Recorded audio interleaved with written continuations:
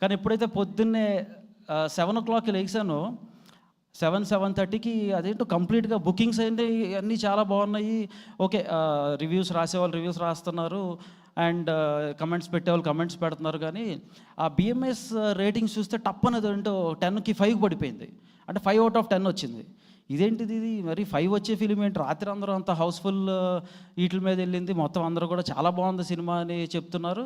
మరి 5 మీదకి రావటం ఏంటనేది నాకు కొంచెం అంటే అప్పుడు నాకు అర్థమైంది ఏంటంటే, ఏ సినిమా అయినా అలా స్టార్ట్ అవుతుంది అంటే ఖచ్చితంగా అది పెయిడ్ క్యాంపెయినే, పెయిడ్ ఫేక్ క్యాంపెయినే. మీరు ఒక 1000 కొట్టిస్తే నేను ఒక 2000 కొట్టిస్తా. నాకు దాని ఉంది, నేను పెంచాలంటే టప్పని పెంచేస్తా.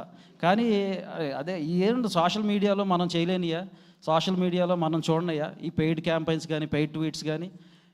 అండ్ ఇంకోటి ఏంటంటే, కొంతమంది కొన్ని సినిమాల గురించి చెప్తా ఆ సినిమా మీద టార్గెట్ చేస్తా. అదిగో బన్నీవాస్ మాఫియా వచ్చేసింది దిగిపోయింది, వంశీ నందిపాటి మాఫియా వచ్చేసింది దిగిపోయింది.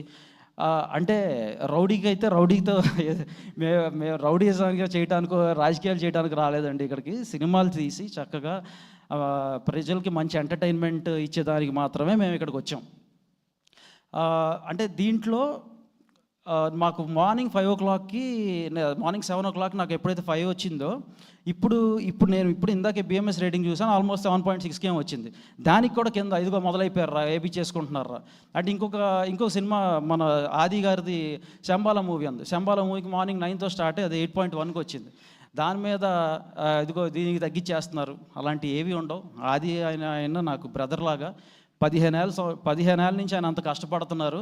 ఆ సినిమా ఆడాలి, బాగా ఆడాలని ముందు కోరుకుంది నేను. అదొకటే కాదు, నా ఫ్రెండ్ రమ్య అది పతంగ్ అనే సినిమా ఉంది, ఆ సినిమా ఆడాలని ముందు కోరుకుంది నేను.